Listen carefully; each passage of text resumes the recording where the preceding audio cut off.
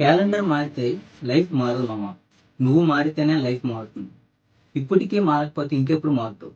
Days గడవడం ఎంతసేపు మామ? నువ్వు చూసేలోపే రోజులు గడుస్తుంది. లాస్ట్ ఇయర్ లాగే ఉంటానంటే ఈ ఇయర్‌కి, లాస్ట్ ఇయర్‌కి డిఫరెన్స్ ఏంటి? నిన్ను నువ్వు ప్రశ్నించు. ఎవ్రీడే ఛాలెంజ్‌గా తీసుకో. ఈ ఇయర్‌ని లైఫ్‌లో ఒక టర్నింగ్ పాయింట్‌గా మార్చుకో. నీ చుట్టూ ఉన్న వాళ్ళు ఏం చేస్తున్నారని కాదు మామ. నువ్వేం చేస్తున్నావు అనేది ఇంపార్టెంట్. టైం చాలా వాల్యుబుల్. ఉన్న టైంని వేస్ట్ చేసుకోవద్దు.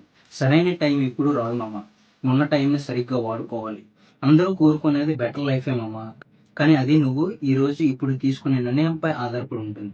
స్టూడెంట్ అయినా, ఎంప్లాయ్ అయినా, బిజినెస్ చేస్తున్నా, జీవితంలో ఓడిపోయానని అనిపించినా, ఈ సంవత్సరం నీకు మరో ఛాన్స్ ఇచ్చిందనుకో. ఈరోజు నువ్వు తీసుకునే ఒక చిన్న స్టెప్పే నీ ఫ్యామిలీని రేపొద్దున గర్వపడేలా చేస్తుంది. నీకు గుర్తింపుని తీసుకొని వస్తుంది. ఒక్కొక్క రోజు నీ పరిస్థితులు గానీ, నీ నమ్మకం గానీ నిన్ను డౌన్ చేయొచ్చు. ఆ టైంలో కూడా నువ్వు ఫోకస్ చేసి నీ రెస్పాన్సిబిలిటీని గుర్తుపెట్టుకొని పోరాడుతున్నావంటే ఖచ్చితంగా నువ్వు సక్సెస్ అయినట్టే మామ.